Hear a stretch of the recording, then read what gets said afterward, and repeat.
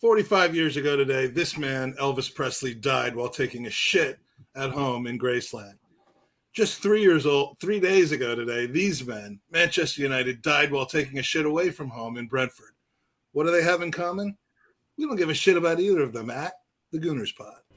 Once upon a time, way back when there were only 9,000 Arsenal podcasts, 5 young men from various backgrounds, an Irish kid with a horrible haircut, a young Jewish nerd who hadn't discovered food yet, a child from Hemel Hempstead who didn't want to be English no more, a handsome advertising magnate with impeccable judgment, and a young Mexican AC Milan fan hatched a plan to take over the world of Arsenal podcasts. But then these boys became men.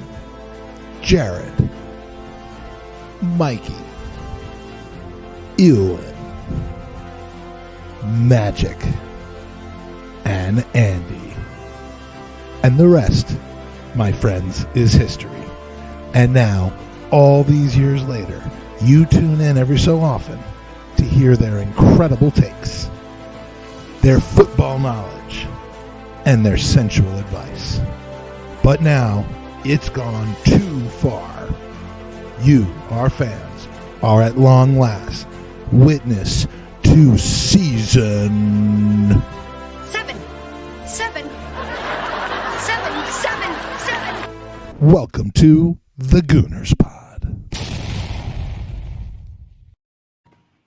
Hello and welcome to this week's fantasy football update with Jared, Andy, and their guests, Owen and Magic Mike.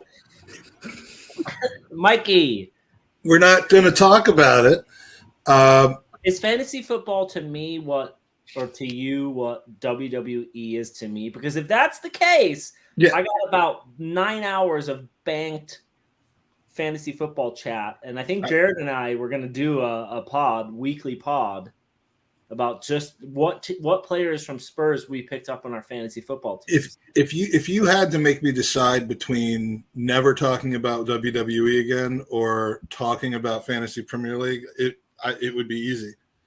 If I had said to you, you can never mention living in London in 1989 or that you're Jewish, would you take either of those if you had to have a fantasy football team? God, that's like Sophie's Choice right there. I don't know that I can win that. You're like, just take Jake. Those are the two tenets of my entire personality that you're turning me into absolutely nothing. But you're back again, Owen. Good to see you again. Nah, fuck you, bro. This isn't good. No. Yeah, I love how you, like, Owen, as we're coming in, is like talking about how much he loves Elvis, and then you just shit on Elvis. Yeah, it's like literally, I pulled up my YouTube. Look, proof. I am an absolute Elvis fanatic to have been since I was a kid. And on the day of the man's anniversary, you shit all over the king of rock and roll.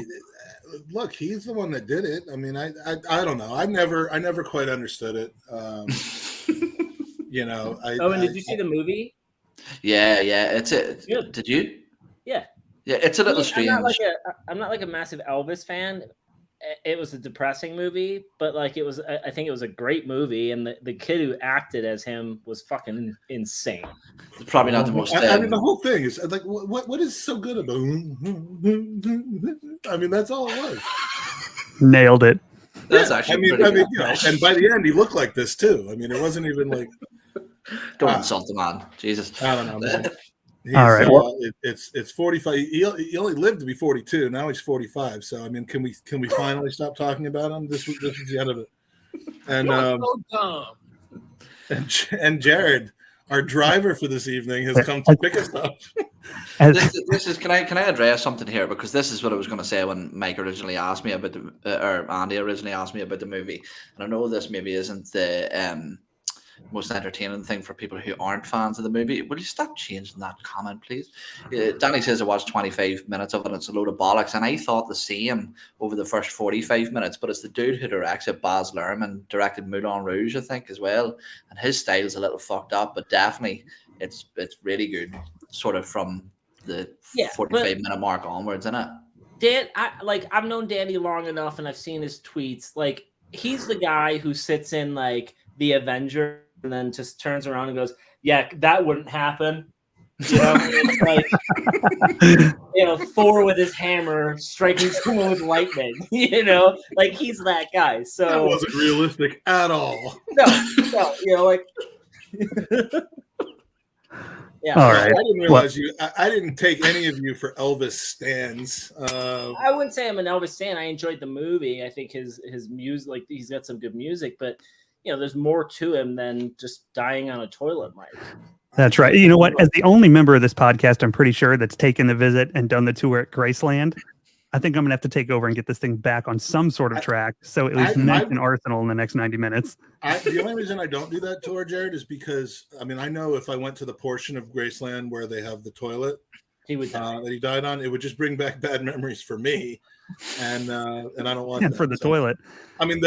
That's probably why I have such a antipathy against Elvis, is because I know that's how I'm going to go. And I just don't want to be like surrounded and bask in that whole situation. So fuck him. He was at least a world superstar who died on the toilet. You'll be a guy named Mike who died on the toilet. All right. Anyway, welcome to the Real Gooners pod, where we're going to talk about Arsenal Football Club for just a couple of minutes, at least, in the middle of all this. And since Mike is raring to go, we're coming off a 4-2 win over Leicester, a really impressive win, 2 good comeback goals after we conceded. And we're tied for top of the league. What's your confidence level like right now? It's got to be a pretty good level after only 2 games. Yeah. If you're asking me, I'm confident AF at this point. The one thing that you have to be concerned about are some of the mental errors. But like I was telling somebody in a chat earlier this week, we're at the point where we're learning while winning. So far this season, we could come out and pull an Elvis in the next couple games, but we're making mistakes and immediately, at least in the last game, immediately making up for them. That will boost your confidence to the hilt when you say, all right, we got you, Saliba, we got you, Ramsdale, whatever the case may be, they're playing for each other. You can't just say, okay, I'm going to go down and score another goal in 1 minute and 43 seconds twice. But that was a bit of luck combined with certainly not hanging your head and dipping your head. But a non-confident team, when you're up 2-0 and you're suddenly up 2-1, you get tight, you clench a little bit, and they certainly didn't do that. And that's a tremendous amount of growth from the season before and the season before that. Yeah, it really is. We had so many games where if we, for example, fell behind 1-0, you saw the level of the team drop. Now we have fallen behind this year so far, and hopefully we won't find out for a while. But it does show a little bit of character to bounce back quickly, after those two moments where we conceded. Andy, he mentioned the Saliba one specifically, where it was just a little bit of a miscommunication, I think, between him and Ramsdale.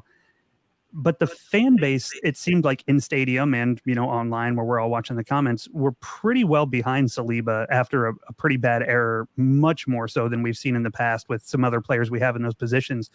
Mm-hmm. Were you surprised by that, or do you think it's just a general liking of Saliba by the fan base that they're going to accept a lot more or give him a little bit more slack than they would some of the other players that maybe weren't as popular?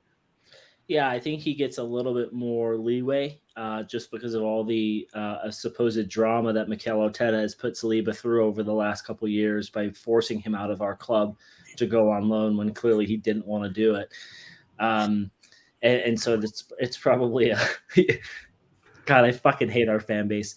No, I think that one of the exciting things about Arsenal right now is just the positivity. And I think any player could have done that, and there would have been a lot of positive, momentum in that specific player's direction. You're even seeing the stadium get up and like give Xhaka standing ovations. Like, I think it all around is just a really positive vibe. He's a young player. We're really excited about him. He looks phenomenal, but let's be honest, Vardy never ran at him. He wasn't really troubled that much in the first opening match. I'm interested to see how well he plays against your Salahs of the world and your Haaland and, all those other players that I could name off and put an S at the end to piss off Mike. And then say of the world and then piss me off. But no, I just think it's the positive atmosphere for Arsenal right now at the ground that's giving it all the players leeway. I would tend to agree, and I'm positive in general, but it's hard not to be when 2 games in, there's only 2 teams with 2 wins, so it's nice to be in that group, even though it's a small sample size, especially when our next 2 games coming up are Bournemouth and Fulham, 2 that if you're a serious team wanting to compete for top 4, should be wins. So you've got about as good of a start in the Premier League as you could ever hope for. Owen, we'll jump over to you. We talked a little bit about Saliba already with those 2. Is there anybody in the first 2 wins that kind of sticks out in your mind as kind of the top performer or someone that you're excited to see continue on the trends we're already setting early in the year? Well, look, there's the obvious names that come to mind straight away that I think everybody could mention. Gabriel Jesus, William Saliba, Zinchenko as well. I think has had quite a decent start to his Arsenal career. But somebody that I would maybe throw up above them all as the player that's standing out to me at the minute is Gabriel Martinelli, because look, since the start of his Arsenal career, basically we've all seen the talent, the raw ability that this kid has, but it's just putting numbers behind that ability now that was the most important thing. And 2 goals in two games is definitely the right way to start making an active effort to change that. I think the brilliant thing for me, though, is that I'm looking at is that when you looked at Bukayo Saka or Amita Smith-Rowe parts of last season and the season before, is that there was so much weight put on one individual player consistently for Arsenal to get those goals, to get that output. But the difference is now is, for example, I think that Bukayo Saka has had a quiet start to the season. I wouldn't say a bad start, but by his standards, he's been relatively quiet. But that's the difference with this Arsenal front line now, is that one guy can be off pace and the other 2 will pick up the slack, no problem, because it's very, very, very rare that you ever get 3 forwards in complete scoring form. Even you look at the likes of Liverpool with, when they had Mane, Firmino and Salah, it wasn't often that those 3 were banging in goals all at the same time. It was normally one was hitting the heights and then they would dip off and another one would step up. So for me, it was vital not only that Gabriel Jesus hit the ground running this season, but that Gabriel Martinelli could start to statistically put in some share and take a little weight off Bukayo Saka as well. Yeah, I'm kind of with you there. I think the past year and a half, we've all said Martinelli's extraordinarily talented and we see all the upside, and it's always been, but he needs to add the goals. And now we've already seen him kick off the season that way. So hopefully that trend kind of continues. But as far as top performers, it's interesting this year. And again, it's 2 games is what it is, but that's all we've got to look at. And we'll go around the horn with this one. You mentioned Martinelli. There's a lot of guys in the squad that I think if you ask 10 different Arsenal fans, who's the top performer the first couple of games, it's a pleasant surprise that you're going to get a kind of a wide variety of answers. So, Mike, I'll come over to you. Why is yours Granit Xhaka, as it always is? If you happen to stop by the open mic post game show, I went with the full Xhaka, the Xhaka kit with the name facing forward, because I thought he was co-man of the match, maybe a 9 out of 10, and he's certainly been valuable. I mean, I don't think that you can say anybody other than Martinelli or Gabi Jesus as far as the absolute best performers, but then you've also got Zinchenko, who I think is possibly the reason or among the reasons that Granit Xhaka is playing the way he is. I mean, there's just so many dominoes right now where you can't just say this one player is playing better, and as a result, we're seeing different looks and different outcomes. It's literally the chemistry and the understanding between these different players to where Granit Xhaka isn't having to get caught back by himself and kicking dudes in the chest and then arguing about it with his teammates in the locker room in front of cameras. We don't have to. He has not been put in that position, and therefore, I mean, he had almost no defensive responsibilities in this game. And it wasn't just because he decided he wasn't going to play defense; it was because he didn't need to. And we saw a different Granit Xhaka than we're used to seeing. Heading balls into the post from the near, almost latching onto the end of Saka's cross for a goal. Being in the box when it mattered to get a rebound or a touch from Jesus off of a goalkeeping mistake. I mean, all of a sudden people are just ending up in these positions that we used to just have nobody in. And I don't know that it's any one person's fault. And by fault, I mean it's a credit to any just one person.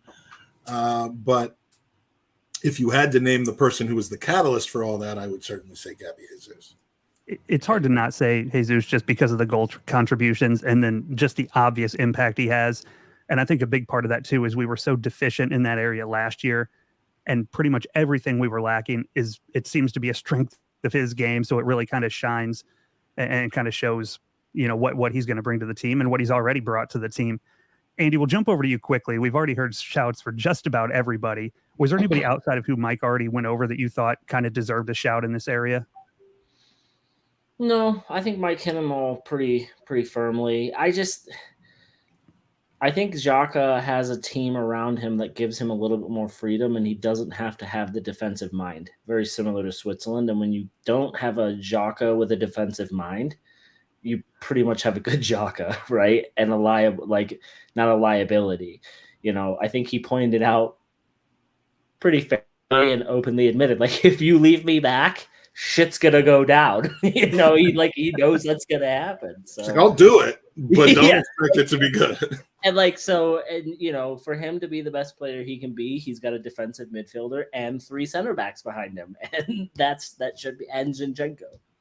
But I think, so can I just jump in there in regards to the Xhaka stuff? Is that it isn't only having defenders behind Xhaka. It's as Mike sort of lightly touched on, it's the introduction of Zinchenko into this here. Not only is he technically, fantastic and technically sound to be able to take the ball and pass it out from that deep line left back position, whereas at times I think that was the sort of rock and a hard place that Mikel Arteta found himself with, because whilst Kieran Tierney is a very, very good left back and arguably my favourite player at the club, I'm not sure he's got the passing range to be able to advance play from that position, and that was obviously something that Mikel Arteta heavily relied on for his system to work.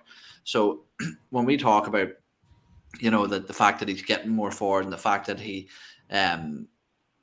that he's given this new position, I think, as the boys had sort of lightly touched on, is the fact that Alexander Zinchenko has the ability, and not only the ability, the experience. Granit Xhaka for me seems like somebody who's somewhat of a control freak potentially, and maybe wants to be the main man all the time. And for having somebody to come from a Pep Guardiola team, a title-winning team, somebody that's performed at the highest level for a number of years, it's the fact that he can now roam forward and think, do you want to know what? I don't have to be the man to sit there and do that. Somebody else can handle that job. And that could be massively beneficial to Arsenal, because I'm sure we'll talk about possible incomings at some stage, but it'll be very, very, very difficult to find anybody at the minute to replace Granit Xhaka in that side with the form that he's shown. And my only thing would be depth and the number of games that we have to play. Xhaka's not going to play, 180 minutes every single week. You wouldn't necessarily want him to. That's when the mistakes come in, where the fatigue, maybe even injury. So, bringing somebody in would be really more that, saying we're not so much looking for Lakanga and Elneny to be our midfield 2 for all of our B games, if we want to call them that. But so I'm still for that. But I mean, how many times did we see Zinchenko in the center of the field? It was striking to me, and I don't normally pick up on stuff like this, but I mean, he looked like a 4th midfielder at times. And, maybe against a Leicester City, you can do that. If you have 3 quality center backs that are playing the 2 center back and the right back position. I don't know that we see that as often, with teams that are maybe a little bit more attacking down that particular side, but it's a nice luxury to have a guy who's comfortable, doing that. You don't necessarily see that as much with Ben White on the opposite side coming into the center midfield, but I mean, yeah, it's definitely, it feels a little bit asymmetrical, and you saw us attack a lot more down the left side.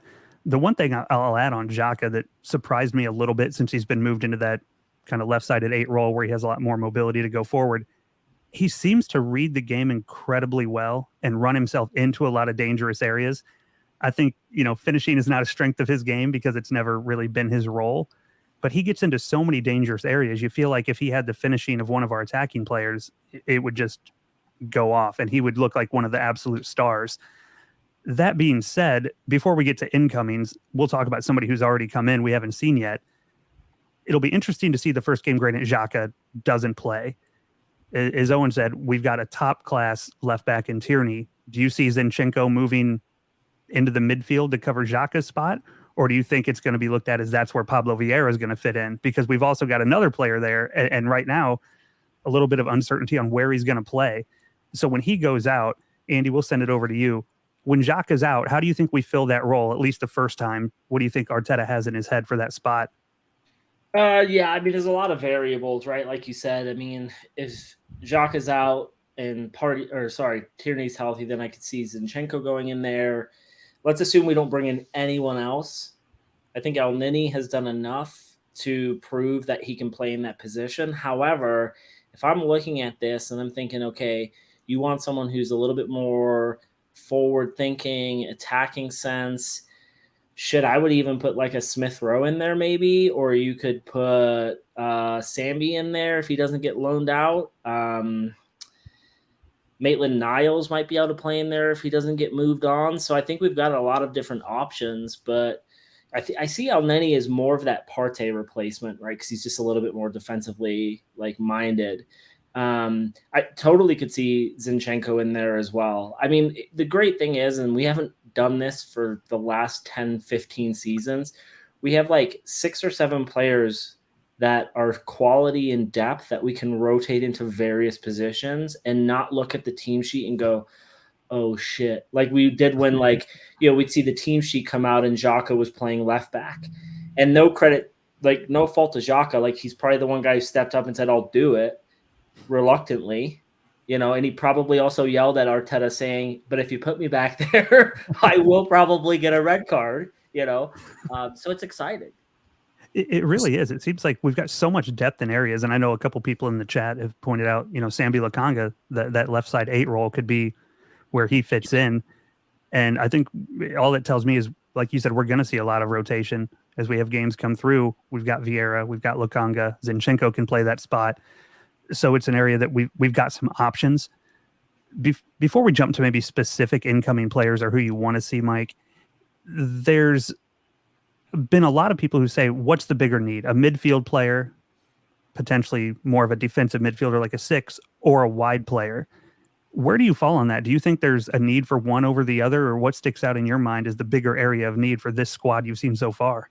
I think I'm starting to evolve from one position to the other. I mean, you know, the most important position on the pitch is reverse cowgirl. But after that position, you know, I think our midfielders that we have will look much better when we have the kind of pressing and I mean the possession that we're having from our front line. I mean, it's all kind of related to each other. It's not like I used to feel like our midfield was so poor that we just couldn't connect a good back 4 to a good front 3. And despite the skill on the team, we were not scoring like we could have. And that was kind of the story of last season.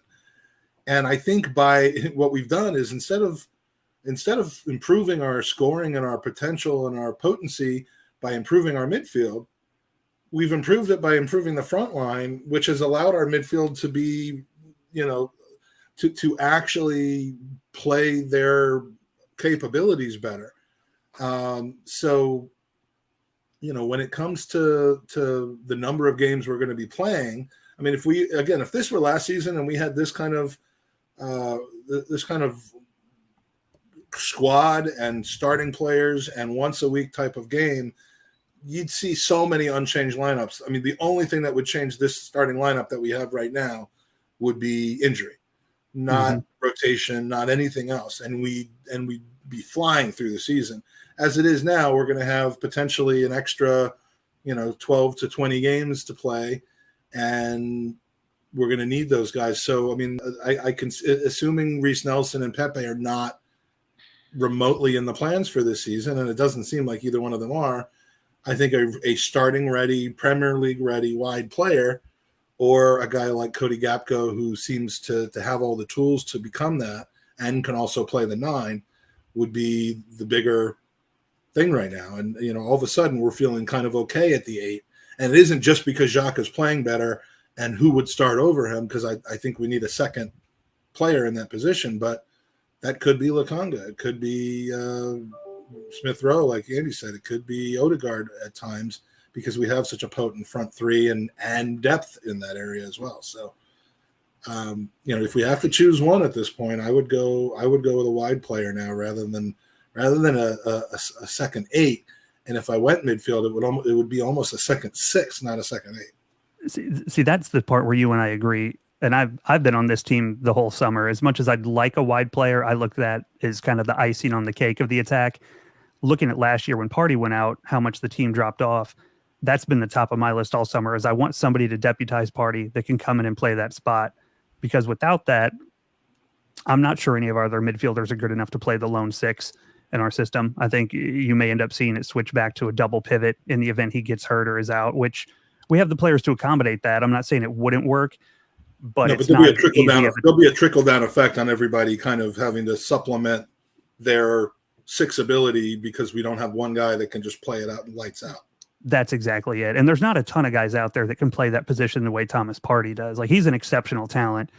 I know the first couple of games, he hasn't looked like the outstanding performer, but over the course of a season, he's the guy that's kind of the steadfast and the rock and what makes the team go and makes us be able to play the way we play in a lot of ways, I think. The other player you mentioned there was Reece Nelson. I thought maybe had an outside chance of just falling into the squad this year if Pepe leaves and then we're kind of stuck with him, but he's just taken on an injury. I think he's going to be out for a little bit of a time. So it kind of eliminates the chance of him going on loan and also kind of puts us in a spot. The window's winding down. Owen, do you see Pepe getting another go here just kind of by default because we're unable to move him? Or do you still think we're going to see a move out for him and then potentially an incoming since we'll be without both him and Nelson for at least the foreseeable future? Yeah, well, look, obviously there's rumours starting to creep up. I'm not sure how much truth there is to them about a potential loan move to Nice for Nicola Pepe, and I think probably for all parties involved at this stage, it's best that he is moved on. But what I would say is that I would tend to disagree with Mike in terms of where the priority lies if there's one remaining income. Because I think as Arsenal fans, we get sucked into this so much, and we do this with players like Pepe and Reece Nelson all the time. And it's that when things start going well, when Granit Xhaka starts performing to the level he's performing at, everybody's views change very, very, very quickly after a couple of good results. And I've learned through many years of hurt that probably the best thing to do is when you're thinking like that is revert back to what you thought about at the start of the transfer window, not now.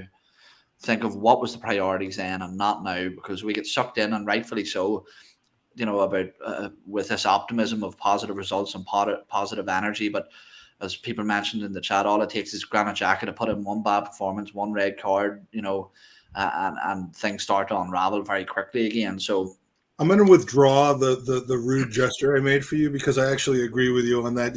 Trust your first instinct sometimes and don't overreact to it. I'm not necessarily saying I agree with you, but I'm revoking the bird that I flipped you. That's all good, boys. I started the podcast telling you to go fuck yourself, so we're all square. But look, I think one other thing that we're doing as well is that yes, we do have depth in midfield, but it's a quality issue. It isn't a depth issue. You can have as many bodies as you want, but if they're not going to replace with a similar level of quality, then that's a big issue. Whereas I think in the wings that people are overlooking our potential depth in those areas. That while it isn't necessarily ideal, you have Gabriel Martinelli who can, I'm pretty sure, do a job on both sides. You've Bukayo Saka who can do a job both sides. You've got Gabriel Jesus that can play basically anywhere along that front line. You've got Emile Smith Rowe. Fabio Vieira has played out wide as well. So I actually think we've got more quality depth in the wide areas than we do quality depth in midfield, because for me, if there's an injury to Granit Xhaka, say for example, at the same time that Kieran Tierney's injured, we're screwed. Essentially we're screwed in that position. Sammy Lokonga for me isn't ready. Mohamed El Neni isn't progressive enough to play that position the way that Granit Xhaka does. So for me, taking in quality depth in that position is vital if we're going to go for anything big this year, because when you look at a lot of the games as well, that we will be fielding players like I've just mentioned, second string players, it's going to be Europa League games, which of the majority Arsenal should be going into them heavy favourites anyway. So look, I'm going to revert back to my instinct. The deal for Yuri Tielemans is there to be done. It's a seemingly very simple deal to be done. I myself don't really know what the hold-up is. That's one I would like to see us get done before the end of the window, but I'm just not quite sure how realistic that is at this stage. I think we're just literally playing from a position of strength for once in a transfer thing where he's just kind of, I wouldn't say he's downing tools there, but like they know they're not going to, when Ramsey said, okay, well, I'm not re-signing a contract because I guess it was withdrawn from him or whatever that was. He continued to play for us that year and actually put in really, really good shifts. I'm not so sure Tielemans that kind of guy. And so Leicester's looking at dead money almost, and we know that. And I think we honestly are going to try to get him for 15 or 20 million. And if they don't drop the price to that, then they'll just wait and get him for free. I still think it's going to happen. I think it's odds on that it's going to happen, but I just honestly, I think they're just waiting until the price gets to the point where they almost can't say no. Yeah, I think that's right. And it's nice for us to be on that end of a negotiation for once, where it feels like you said, we're in the position of power. And I'm a fan of Tielemans. I'd like to see him come in. As Owen said, you want to eliminate that big drop off from your starting 11 to second team. And that's what I think he does. He's not somebody, and I've seen some people out there say, well, once they get Tielemans to upgrade on Xhaka, the team's really going to hit the ground running. In my eyes, in terms of level of player, while they're not the same type, they're of a similar level. I think people are overstating, his ability if they think he's going to come in and displace Xhaka right away and take over that starting spot. Me personally, I don't see that being the case. Andy, are you a Tielemans guy? Is he somebody you want to see come in? And how do you think he fits if we do make a move late in the window for him? It's hard to see any player outside of the club just walking in and taking, Xhaka's position. I think that, he's embedded in there and he's playing well. I like Tielemans. I think he's a great player. I'm all for taking players who are Premier League ready. I want players who know the league, can keep up in the league. He's one of the best central midfielders of the last 6 or 7 years in the league. He's kind of fits in that mold of Odegaard, right? Where he was a young kid with this massive, weight of the world on his shoulders, that he was going to be this massive player, and then kind of just died off. And I think he would fit in well. But I think Mike just said it.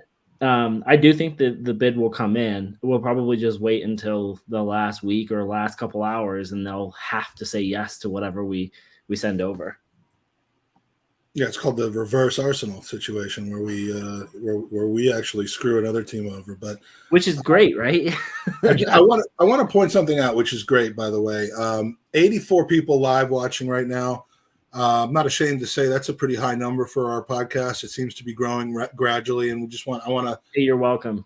I want to first acknowledge the fact that no coincidence. Andy's done the last few podcasts, and he's brought the whole state of Colorado. Local hero. But local hero Andy, who saves lives, every single day.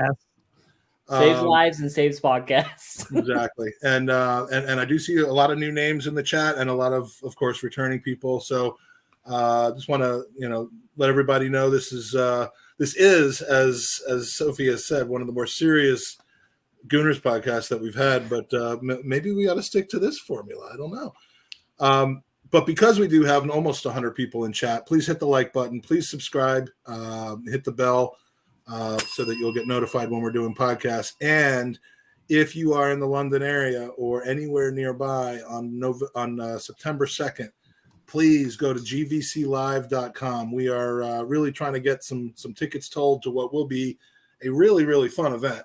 We're going to have a panel, do a live podcast. It's going to be broadcast around the world. We're going to have Sophie, Tom Canton, FK.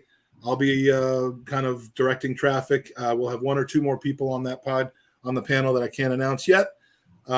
Ruth Beck will be there with her art, and there's going to be a very special, I'm going to talk about this in more depth later, but there's going to be a very special, unique Ruth Beck art piece that you're not going to want to not have in your collection. It's not going to be available in the traditional sense, so you're going to want to grab it, and we'll we'll be talking about that more in the next week or two. But it's just a little over 2 weeks away. It's the night after the transfer window closes, 2 days before we go up to Manchester to play United. So it's the perfect time to have fun. Ridley Road Social Club in Hackney, E8, Friday night starting at 6:30. Podcast should start around 8, and we'll be having drinks and enjoying each other's company after that. So just go to gvclive.com. It's scrolling on the bottom of the screen right now. And your ticket cost is a donation and a raffle ticket to win some great prizes. So yeah. And because there was a lot of discussion in the chat about the A team and who would be which member of the A team. Andy, do you remember this from way back in season 2? Oh yeah. Back when it was just the two of us, and we would fill our panel with one or two randos, as we like to call them, and here's Ola, Lee Judges, and the two of us. So if you're wondering, we really launched their careers. More Lee Judges than Ola. I mean, Lee has not won. He got famous from his guest appearances on our podcast. He hasn't once thanked us. I know Ola's doing his thing with the UFC content, and but he thanks us all the time. But Judges, not one. No, Judges just kind of got too big for us, and now that's it. So yeah. And I don't think I've ever seen a more seamless face into a Photoshop than Andy into that picture.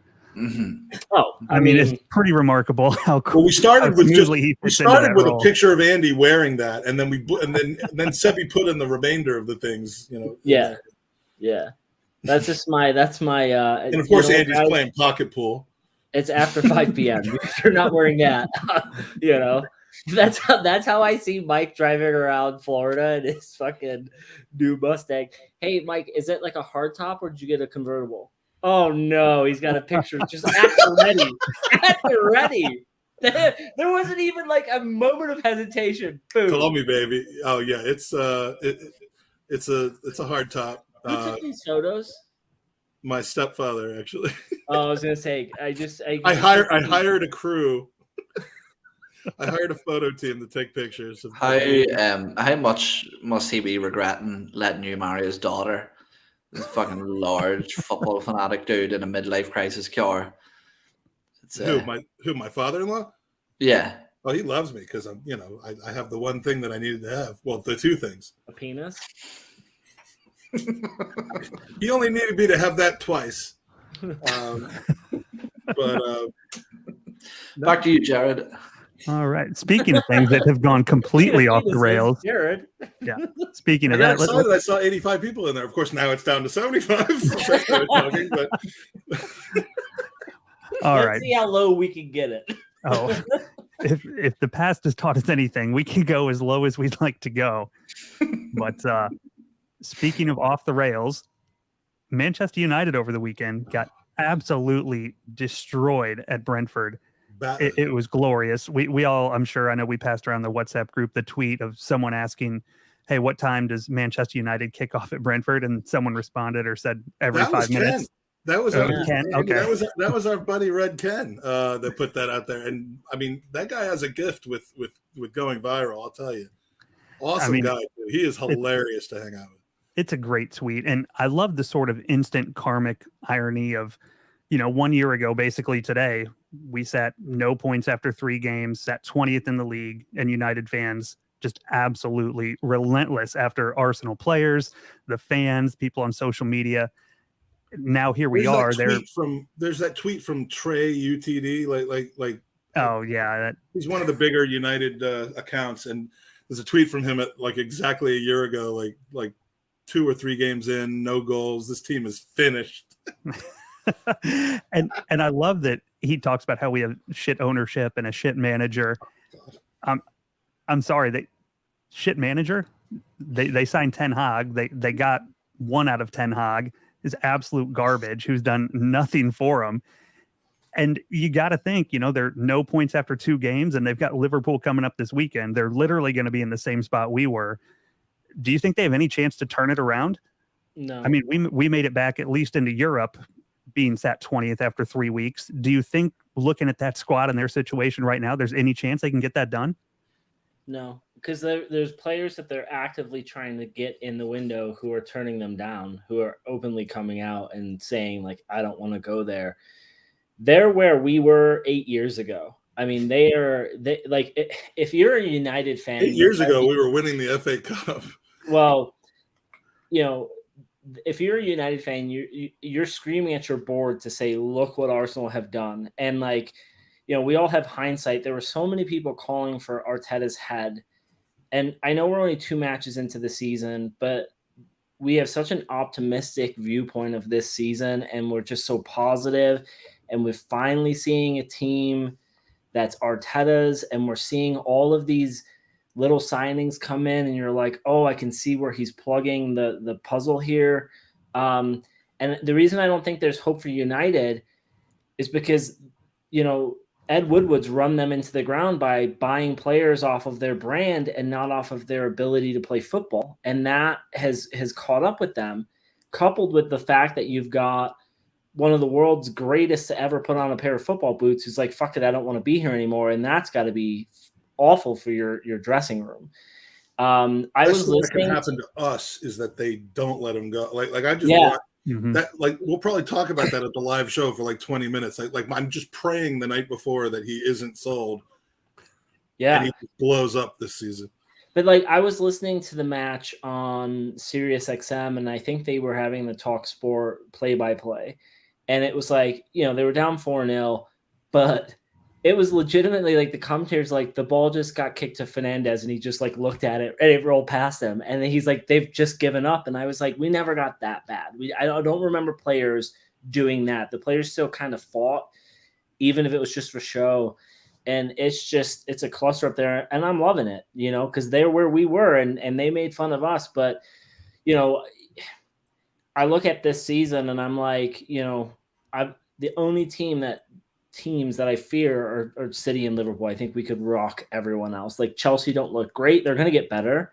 Tottenham, they're Tottenham, right? I mean, they'll end up doing something, but holy shit, this dumpster fire that's United is fun. It's so much worse than we were. It's pretty great. And it does feel familiar that they have all these sort of overpaid, well-known players that are absolutely underperforming.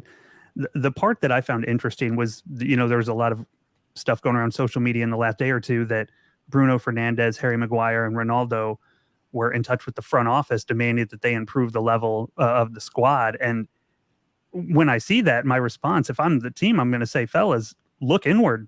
Like, you're the reason. You're all on like $400,000 a week doing absolutely nothing. And you mentioned specifically Bruno Fernandes. We did a pod, Mike Hers and I, this is months ago now, but I said my biggest issue with him is that if you put him in a good team that's flying and moving forward, he looks world-class. He's an exceptional passer of the ball. And when you've got positive momentum, he's a great player. But, and it's a big but, he's a finger pointer. When things go wrong, he just stands there and points out everyone else's deficiencies. And he's basically, I want to choose the word carefully, a useless player on a bad team.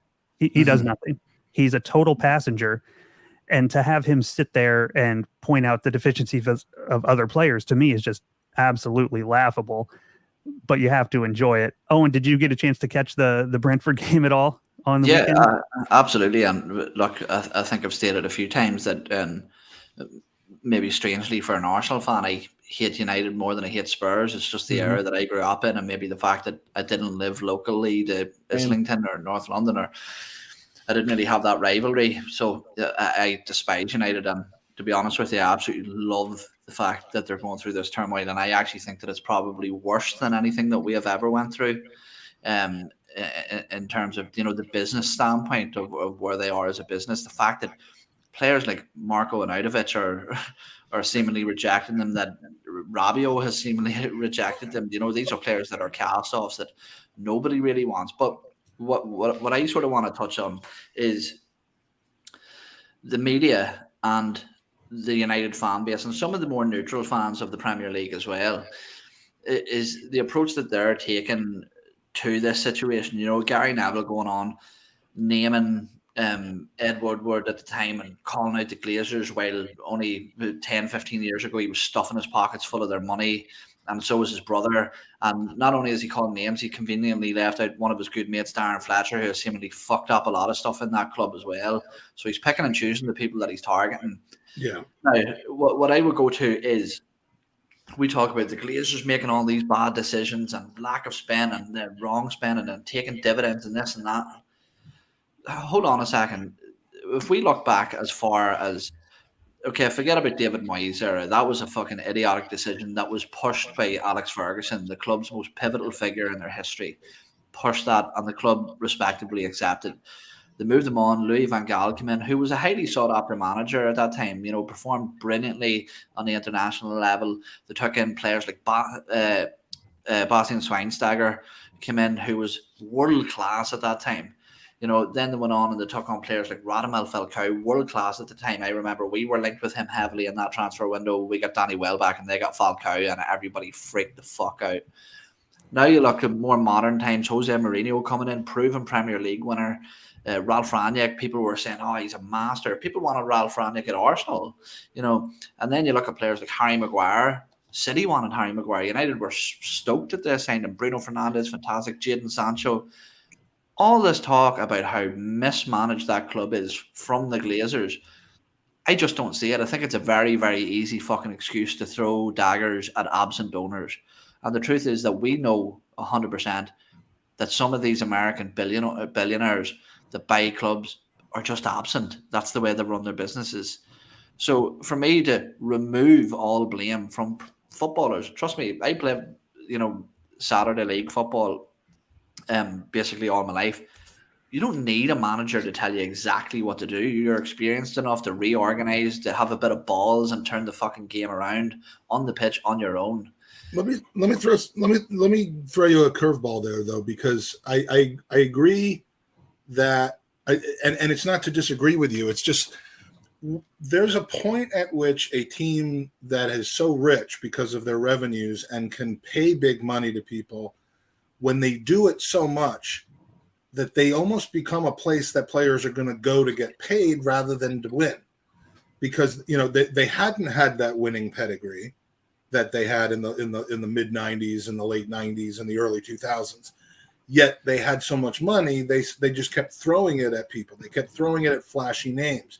Oh, we'll pay those massive wages for Ibra, you know, even though he came in and did a good job. We'll throw those massive wages at Pogba, even though we let him go for free the first time. Yeah, but Mike, the problem with those business moves, and this is where I'm critical of the United fan base and the media, is that yes, I agree with you. All those decisions are ridiculously stupid to throw money at the players, but when the fan base and the media, United pundits, ex-players, whatever, are applauding those stupid mistakes every time the Glazers make those mistakes, when they're turning around, oh, great, we got Ronaldo. City didn't get fucking Ronaldo. Thank fuck for that.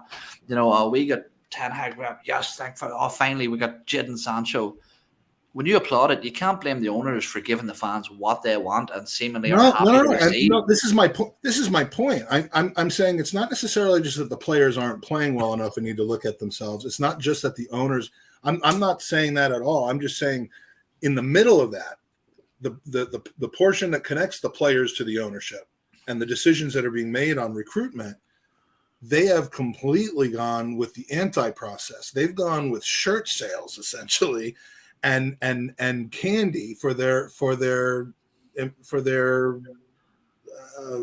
supporters, and completely forgot what it was like when they used to just have to constantly change one piece out, one piece there, because they went from Keane to Giggs to the redhead dude, Scholes. I mean, they had generations of players where they were able to reload, and there was kind of this constant jigsaw between the last team and the next team. All of a sudden, shortly after Alex Ferguson left, they became a team that didn't have much of a winning mentality at all. They didn't have players who could win, yet they were still going after that one extra piece, that two extra pieces. And we're going on 7-8 years now where they have not realized that they need to blow it up and start all over again. And they've made it even tougher for themselves to blow it up and start all over. I think you can fault the ownership group very similar to the Cronkies when Wenger and The wrong Gazidis, people in charge. they had the wrong people and they entrusted that in the wrong people. Whereas now I think Josh embedded himself probably a little bit more into the football culture where you have to become somewhat of a fan. So when you hear of like, hey, we're going to go out and sign Gabriel Jesus, it's not who is that? It's like, oh shit, like, is that a possibility? Right? Where it's, and I think at United, the Glazers, probably much to their detriment, were like, go buy the players who sell shirts because that makes us money. And then, and I agree with both of what you're saying, but then you're in this like really kind of muddy spot where it's like, well, you've got to have cohesion in the team. Like you just can't go, like we saw it in Real Madrid. They did it years ago and they quickly realized that doesn't work. You can't go out and sign 11 superstars. You can sign maybe 2, but you can't have 11. Right. And they quickly turned the switch there. But I'm just loving seeing this fan base who have been so entitled for fucking ever. And we were there. We were there for a long time and it hit us first. But football, like everything else, is cyclical, right? And United sat on Liverpool sat on the top a lot when Mike was a child. We all weren't born yet. And then Something I'm not allowed to mention anymore in order to keep United sat on the top. And now we're starting to see like, hey, Chelsea's starting to rumble a little bit, so it's really exciting. And you know what? I hope they keep this team intact. I hope that players don't go there. You know who I do hope goes there though, Jared? Would be Frankie de Jong, because I picked him up in a fantasy league, and it's here we go. Leagues where you can only pick up one player, and I drafted him with him not being there, being like, okay, maybe he'll go there. I'm also hoping you made an investment. I also hope that Aubameyang goes to Chelsea. Because that's also another one that I made. I love this question from Patrick Carlson. Mike, do you still want the butcher? No, I'm good. The butcher can't even like. I'm all set. Thank you. If you're the butcher, you're sitting there being like, "Am I not good enough to displace Harry Maguire?" But see, this is the problem, right? And this is where butcher apparently fucking sucks. But you can talk about the ownership and the Glazers and all these decisions and stuff like that. But what has Ten Hag changed at United so far? He went up there knowing what side he was going up against. Ivan Toney, Ben Mee coming in, and he started Lautaro Martinez at the back, who was a fucking knee biter to Ben Mee. When you have Rafael, they buy him too. No, Lissandro Martinez. Yeah, shut up, mate. It's on the butcher, because then you don't end up doing that. Yeah, but the tactical decisions, leaving Luke Shaw in there when they've got a new left back, Malacia or whatever his name is seemingly pretty decent as well. So Malacia. No, I know what Malacca means. Okay. Yeah. But the blame doesn't solely lie in the end. There's still errors being made on the pitch by the coaching staff, by the players, and yes, while it's a responsibility there for the ownership to oversee who are in those positions, United fans weren't complaining when Ten Hag was appointed. So, Oh, and do you think Ten Hag falls into the category that Arteta fell into 2 years ago, where he's taken on a squad, he doesn't want the squad, but the wage packet's there, and now it's going to be impossible to move players on because ultimately, who's going to take them, right? Yeah, and I think also another thing to look at is, whilst I'm sure he's a very good coach, I'm not sure whether he will have the same amount of freedom or the same amount of sway internally to make those big decisions. We've seen that Mikel Arteta's handling of Mesut Ozil and Kolasinac and Mustafi and multiple players. I'm not sure that the United board are going to get behind Ten Hag in the same sort of way. Number one, because they maybe don't have such a long-standing relationship as Mikel Arteta does with Arsenal, and the same level of respect. So I think that he may struggle to get that. As well as that, what I look at United as now is they're now reaping the rewards of what was originally a football institution, somebody that done the talking on the football pitch. The reason they got to be this commercial monstrosity is because of their success on the pitch. But what they've done in recent years is that they've made business decisions before football decisions. So the reason they go and sign Ronaldo is because of shirt sale revenue. The reason that, like, Paul Pogba shirt sale revenue was massive as well. The advertisements that those types of players bring in. But the problem, again, is I revert back to the fan base, is that if they don't go and sign one of these marquee name signings, say, for example, they went and signed John McGinn from Aston Villa, the United fan base would have a fucking meltdown. Well, and that's their problem, because we had to be trained to understand that, I think, as a fan base, that, to remember what George Graham did in building a team, and not, the way to get to become a top team isn't just simply to buy 11 world-class players. Not even Man City did that. Barcelona does it. Real Madrid does it, but not even, though. I mean, they don't do it all in one go. So. Well, he mentioned too, would the executives give Ten Hag the sort of trust? And what's going to work against him right off is the first big signing they make was Martinez, who's thus far been relatively unimpressive, and to the tune of like 70 million. And, the only thing he's butchering is the local limbo competition. I saw somebody, one of the Man United fans, say, we've got a guy with Maguire's size, and we've got a smaller guy with the technical ability of Martinez, and that, what if, if we could combine them, that'd be great. And I said, yeah, we got two of them. Like, that's how far we are ahead of them at the back right now.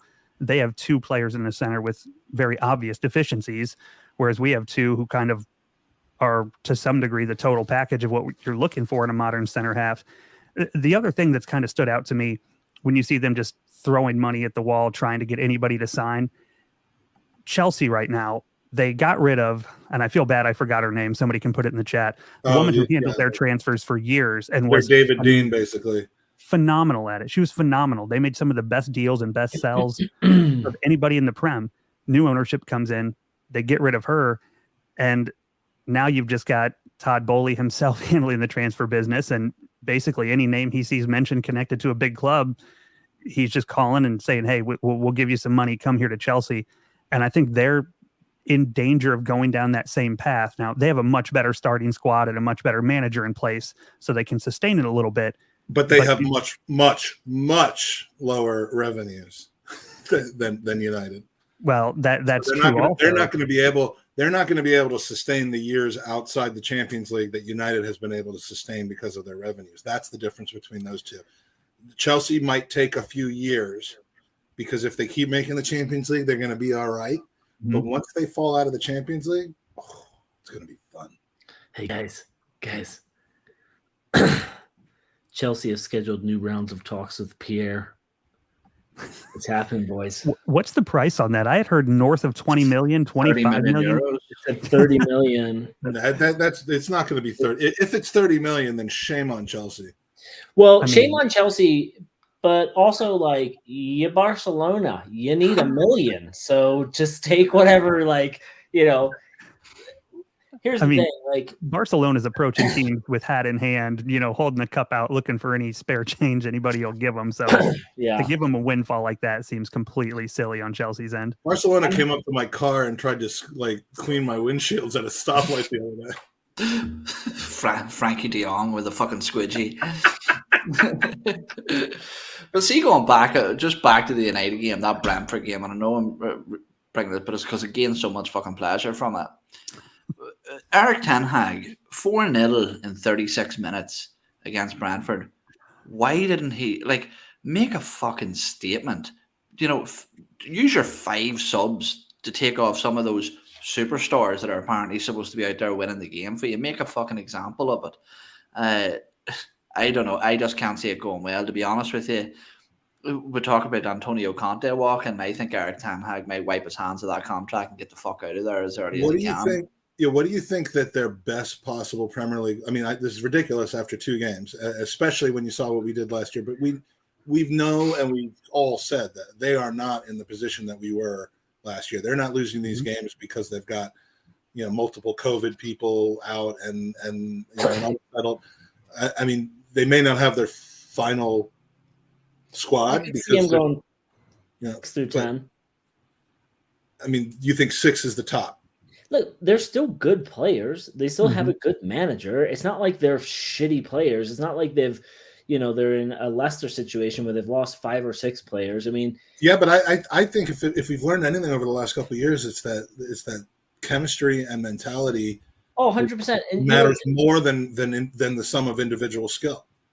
To Owen's point before, I would agree with him. If I were him, I would have made a statement. But I would have made a statement 2 months ago during preseason when Ronaldo left at halftime. I would have turned around and said, "Oh, I let him do that."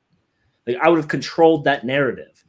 And if Ronaldo had come out and called you a liar, well, then you have a problem. But he wouldn't do that because we know Ronaldo. He's a professional and he's not going to ruin his brand. So I would have owned that. I would have went to a PR agency and said, "Yo, I got to be the one controlling this narrative, and I'm just going to say we let him leave. He had a slight injury, a knock. We wanted him to just go home and get rest. He had something on the personal life. He needed to get out of here."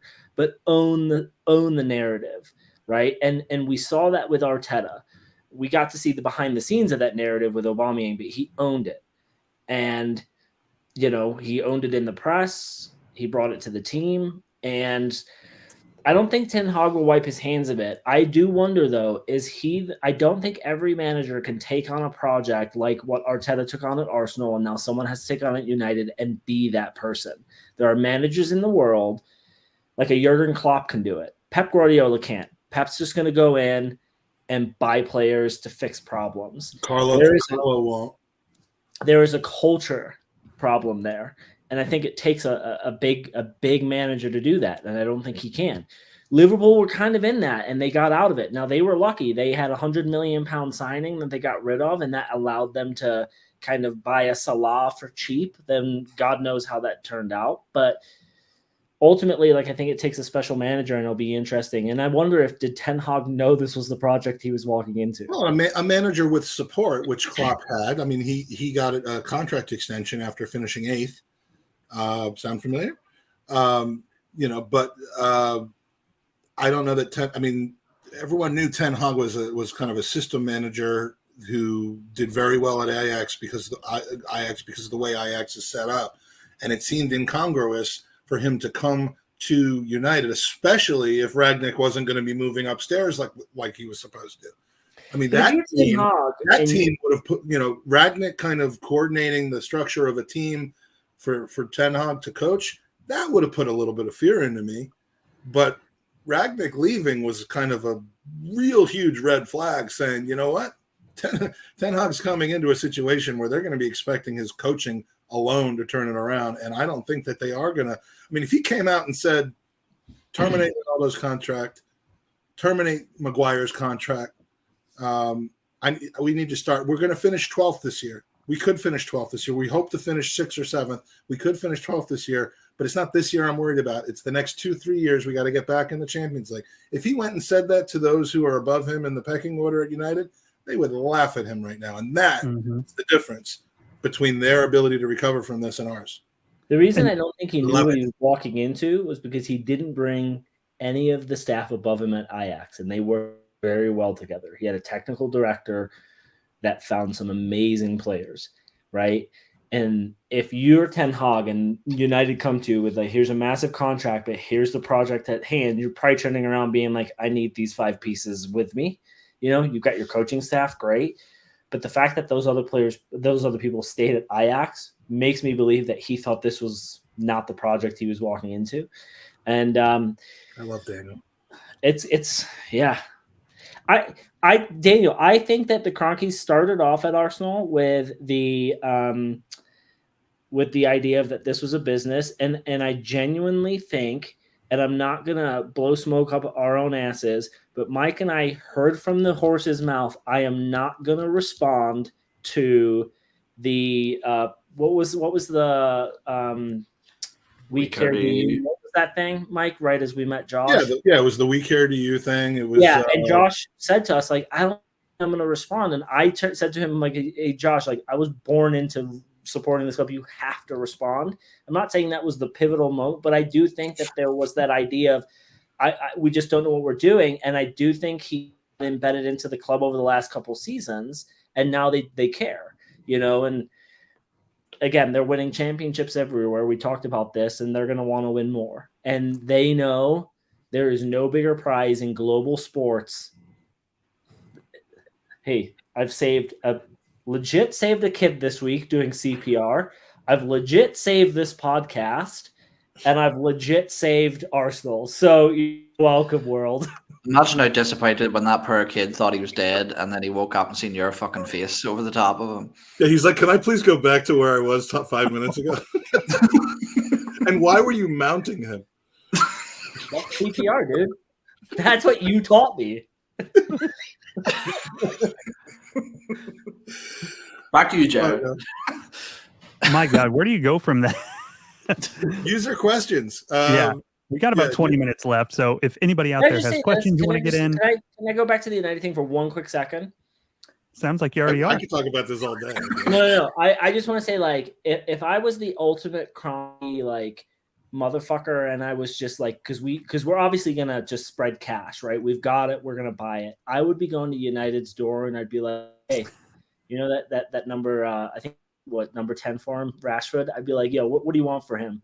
Because I think Rashford on any other team is fucking spectacular. I think that he is a little overrated. I agree with you there, Soph. But I do think if you put him on a better team, he'd be a better player. And that's what those fuckers did to us. So I would be going after some of their better players, just knocking on the door, just kind of letting the media know. Just letting the media know, like, hey, we're looking. We don't have to necessarily buy, but we're in a position now where it's just like, yo, how much would you want for him? And I'd let everyone know we were doing it. And I would pay Rashford another like 10 million quid to come out and say that the little boy inside him always wanted to play for Arsenal. Yeah. Like that would just be the symmetry over. Now let's just get on with it. Like he'll end up being like a Welbeck Jr. where he'll score like 2 or 3 goals and then do nothing else. That's fine. As long as he says that when he transfers. I don't care if he is like the reverse butcher, like a worse version of the butcher. I don't care. It's that moment that I would personally pay £10 million for. So if you've got a user question, put it in the chat, starting with Q. I'm going to go way back to the beginning. Who do you think does the best Elvis impression in the Arsenal squad? I think there's a guaranteed answer to this, but I'm going to save it for last in case someone else takes it. Jared? I mean, I feel like most of them are so young, they probably barely know who he is. Mikel Arteta's got the same hair. So if you had to dress him up, maybe as young Elvis, I could see that flying. Okay. Owen? Are you muted?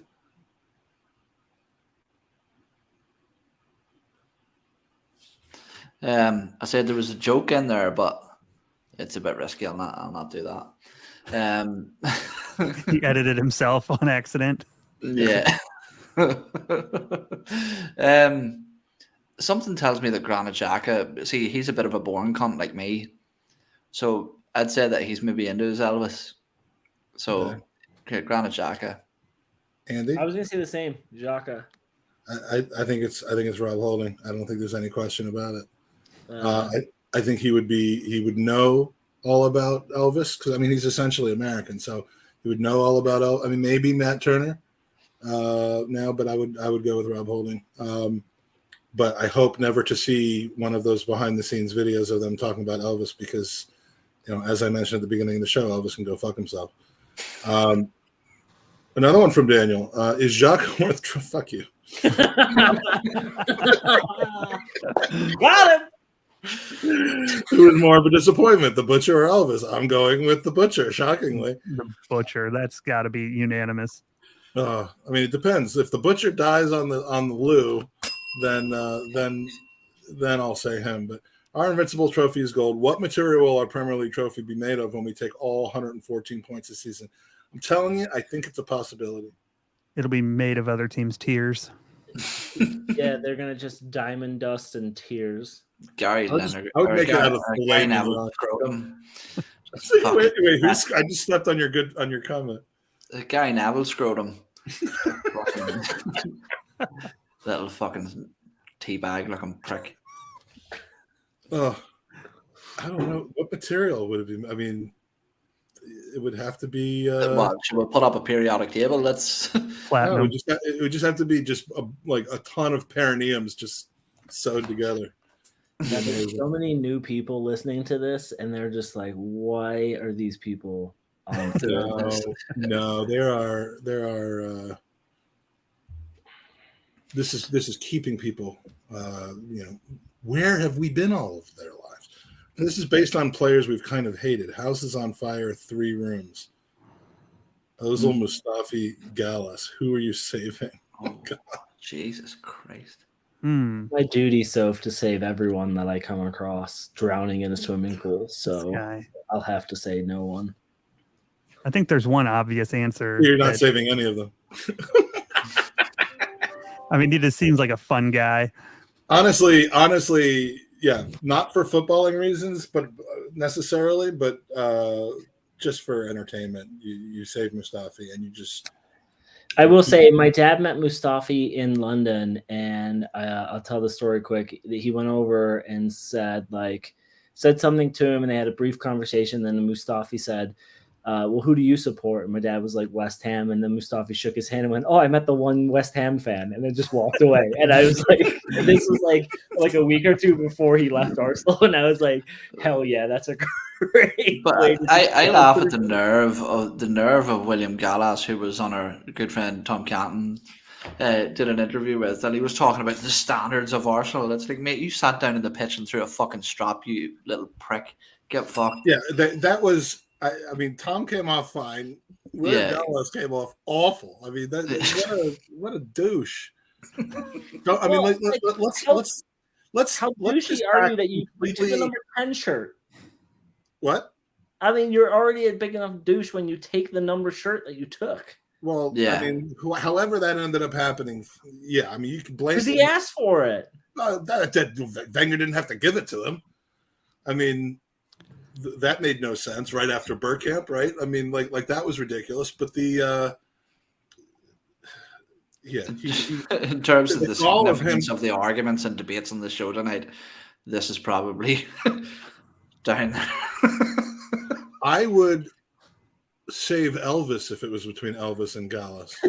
Mike is like, I'd save my own time and forget all 3 of them. Mike slowly has become the biggest Elvis fan on the podcast. Because now it's with the butcher and the candlestick maker and all these people. Guys, how much should we should start a GoFundMe page to get Jake to just because Mike got a new car, so we all know he's got the new Sirius XM package for at least 3 months. Put every radio station as the Elvis one on there, and just say whatever Mike's looking to change the channel. I just gum on the thing so I can't change it. Yeah, I'm coming to the States on my honeymoon, as I mentioned. So that's the thing that I'm going to arrange with Mike to do on my honeymoon with me is go to Graceland. Wait, where are you going in the States for your honeymoon? I don't know, but I'm pretty sure that 79 people aren't going to want to hear where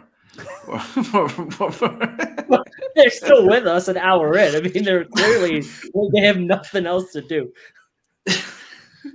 They started actually broadcasting podcasts in prison, and that's why there's 79 people with us. She's in the house asking, given the performance on Sunday, do you think Spurs will finish above us? Given their performance on Sunday, no. They weren't that good. The performance is in order. I think Chelsea was best.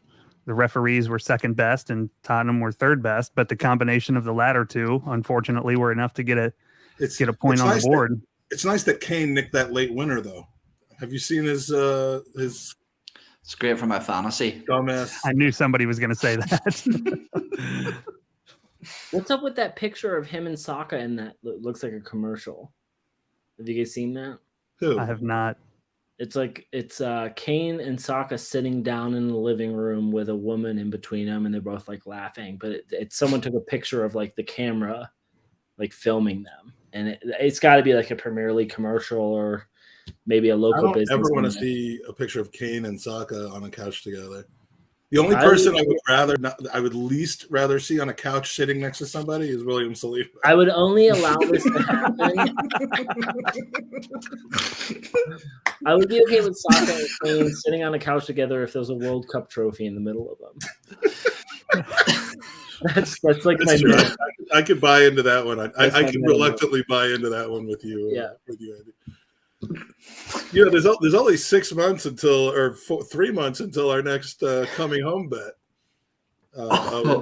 So prepare to be tattooed. And for this me, isn't a rolling thing, is it? Waste money on a T-shirt that's never going to arrive. Yeah. Oh God! All right. Any more questions? We have. Does anyone notice Andy looks like a young Peter. I've been getting this, Danny, from my family for years. It's more Stevie Nickel for me, but Who? Stevie Nichols. Stevie Nickel. Ask Soph. Soph spends a lot of time looking at Stevie Nichols. I've gotten I get who's the golfer? Bryson DeChambeau. Don't just start naming golfers off. Oh, and then Rory McIlroy. Tiger Woods. Tiger Woods. that's the one. I look like him a lot. No, who's the guy who just like disgraced went to bed with the Saudis? Oh, There's been a lot of them. Mickelson? Mickelson? I don't see that. Nah, you look like Buzz Lightyear had a stroke. I think we have to end it there. You look like Buzz. Who thinks of that? All right, guys. You know, we will say we've got some exciting news coming up about the podcast. It doesn't involve. Don't spoil it. I'm not going to spoil it, but there's some fun stuff on the horizon. Let's just say 6 is a number that I like, and we're not gonna say anything else. So, you figure it out. Do you think, from Lynn Simpson, do you think that the ref should be dropped down to the championship teams after Sunday to at least make an example of the incompetence? Yeah, if anybody was actually overseeing it and saw it the same way that the rest of the world does, then, I mean, that does actually happen, doesn't it? Didn't like Dean have to have to referee a game in the championship one week? Because it doesn't happen as often as it should. That was an absolute joke of a decision on the hair pull. I mean, the North London Derby, our first set piece, I want all 10 outfield players to yank down the guy next to him by the hair and say, "What are you talking about? It's not a foul. You already told us it's not," and just see how it gets officiated. Yeah, like should we be looking at the lineup for Bournemouth to see if there's any hair people on their team? Like six. I don't understand the 6 thing. Oh, I just got it. Are you serious? No, yeah. How do you not understand what I'm talking about? There is not enough. Like, we cannot carry Tom Canton's failure on this pod. Okay. Mm-hmm. He's he could add somewhere between 3,000 and 4,000 additional people to our viewership each live show, but. Can we go back? How early into our Gooners pod career can we get the soundbite of Tom being like, "What'd you guys say? I'm playing FIFA." Oh, everything happened for us in season 2. Season 1, we had like the couple big names. Actually, Arsblog came on in the first season. Season 2 is when we started regularly podcasting with like the podcast Illuminati of judges and Canton and all of the 21-year-old Tom Canton at the time, we've got to go back and what we should do is start going back and doing live watch because we didn't do video back then, so we'll go and we'll all sit here and we'll just listen to the podcast and just fake Mystery Theater 3000 or whatever it was called. We'll be kind of in the corner, and then or we could have Jacob, Poorly Drawn Arsenal. We could ask him to illustrate, to animate our podcasts that we did before we were on YouTube. All right, let's close out with this question. I'm being asked out of the panel of you 3 who I'd shag, marry, and avoid. I'm going to shag Owen. I think he's going to be a generous lover. Soft hands. He's soft hands. He's punching. I know exactly. Well above. No. Well, okay. Then where do you think it's going? I mean, Jared's clearly marryable. No, I'm gonna marry the guy with money, and you just fucking bought a house. You bought, a Mustang. You got that that's true. Jared's gone half the time anyway, so you could avoid him pretty easily. Yeah, that's true. That's true. That's fair. Plus, there was a week in my life where I was essentially married to Mike, and it wasn't all that bad, except he kept videotaping every fucking thing we did, and now that's come back to haunt me on fucking every new text message chain. I woke you up sweetly and caringly with and then Jared, unfortunately, on your feet. Yeah, you did tickle me awake by tickling my feet. Then, unfortunately, Jared, I have to avoid you because that's the only other option. Fair enough. But, come at me with what, the boudoir would look like for you, and maybe I'll change my answer. I don't know. I can't think of anything I want to happen less than what you just said. All right. I can think of something, and it's the new outro that I've created for the Gooners podcast, which will be debuted right now. So please do go to gvclive.com. We want to see you on September 2nd in London, in Hackney, at the Ridley Road Social Club for a fun night with lots of winning. And are we going to do a show? You know what? We're not going to be doing a show. Let's partner with Highbury Squad and some other pods. We'll get a game night going. It could be a charity thing for Gooners versus Cancer.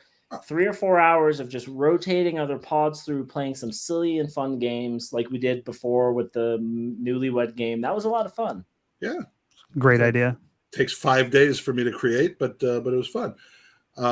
So Thursday, I dropped Jake off at school. I'm going to be depressed for a long time. I'm going to need a pick-me-up. Probably, you should listen to some Elvis. What? I'll listen to Elvis the whole way back and cry. And I can't. I just can't. I wish I was that person driving next to Mike in his Mustang with the top down, just seeing him cry aggressively.